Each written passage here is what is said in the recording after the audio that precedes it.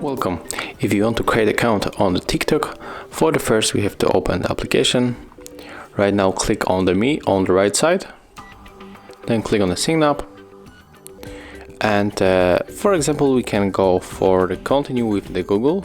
So let's click right here, and we can add our account, but we can also add another. So right now we have to input our log method,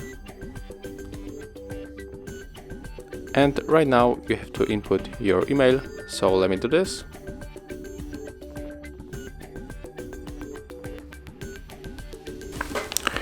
Okay, and if you input your email and also password, you have to click on the next, tap on the I agree, and right now we can save the password, click cancel right here, and as you can see, here we are with our new account on the TikTok application. Thank you guys for watching. Leave thumbs ups, comments, and subscribe to our channel.